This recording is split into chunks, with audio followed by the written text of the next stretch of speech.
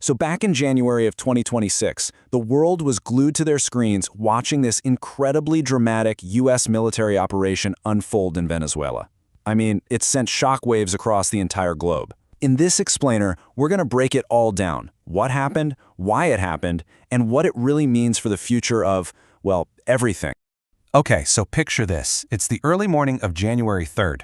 People in Caracas, Venezuela's capital, are jolted awake by the sound of huge explosions, at least 7 of them, and the roar of helicopters flying super low over the city. You can just imagine the chaos, right? Flashes of light, smoke everywhere. This was no training exercise. This was the real deal. And it didn't take long for the world to figure out what was going on. Just a few hours later, then-President Donald Trump stood at a press conference and made it crystal clear. He just came right out and said the United States was gonna run Venezuela. I mean, there is absolutely no ambiguity in a statement like that. So what exactly was this Operation Absolute Resolve? Let's get into the specifics of what went down that day. The whole thing happened with, just stunning speed. It was a mix of big military strikes in a really targeted raid. We're talking elite Delta Force soldiers, backed by the CIA, all focused on one thing, grabbing President Nicolas Maduro and his wife Cilia Flores. And they did it. Within hours, they were captured and flown to New York to face some really serious narco-terrorism charges.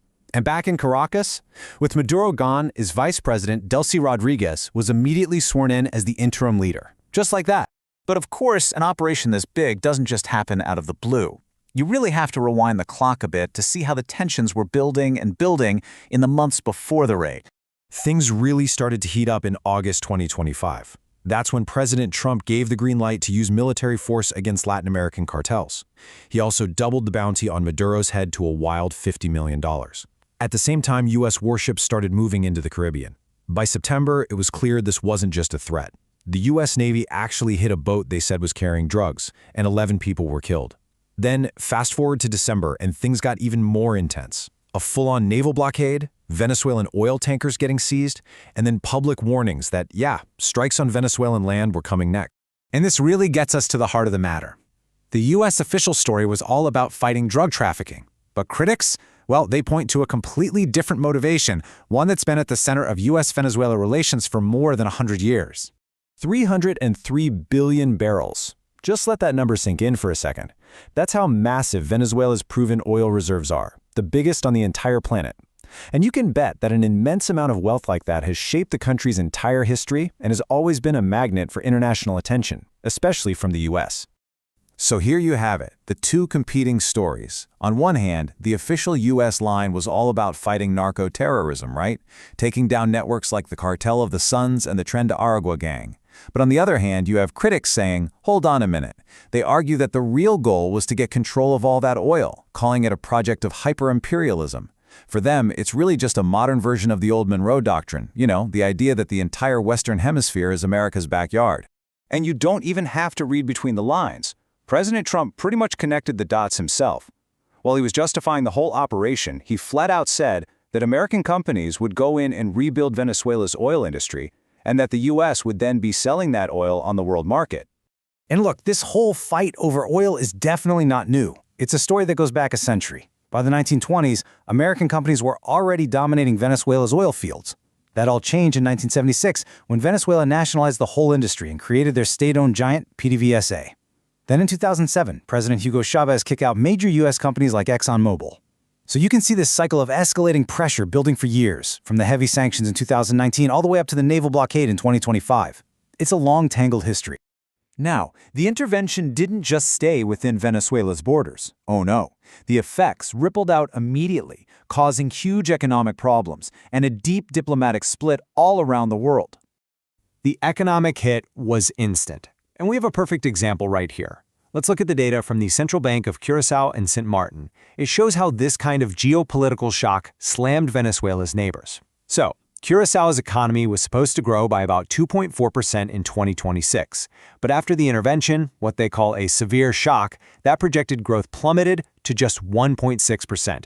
That's a huge hit, and it shows you just how this kind of instability can damage the whole region.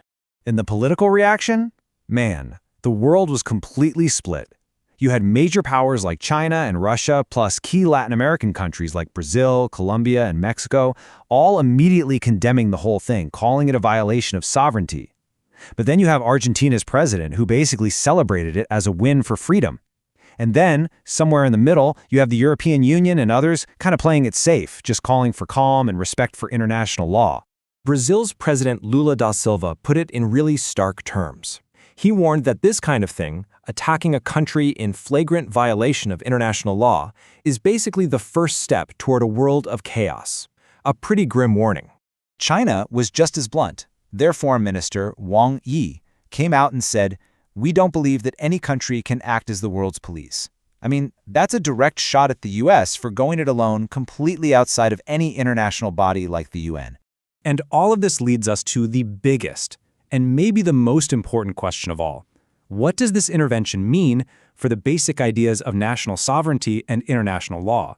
I mean, seriously, when something like this happens without any kind of approval from the UN Security Council, you have to ask, is the entire system of international law, which was built to stop exactly this kind of thing, is it basically meaningless when a superpower decides to ignore it? At the very heart of this whole debate is one specific rule, Article 2.4 of the United Nations Charter. This is a cornerstone of how the world has operated since World War II.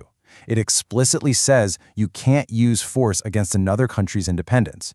And critics from think tanks like Chatham House all the way to the Russian Foreign Ministry are all saying the US just completely trampled all over that fundamental principle.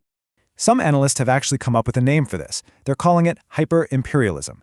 The idea from the Tricontinental Institute for Social Research is that we're entering a dangerous new phase. A global power feels its economic influence slipping, so it starts to lean more and more on the one thing it still completely dominates, its military. And, the stakes were laid out really clearly by President Maduro's own son. He basically said, if the world just accepts this, if we normalize kidnapping a head of state, then no country is safe. Today it's Venezuela, but tomorrow who's to say it won't be any other nation that just refuses to fall in line? And that's really the question we're left with, isn't it? In a world where one country can act completely on its own, what's left to protect the sovereignty of other nations? What, if anything, is supposed to stop it from happening again?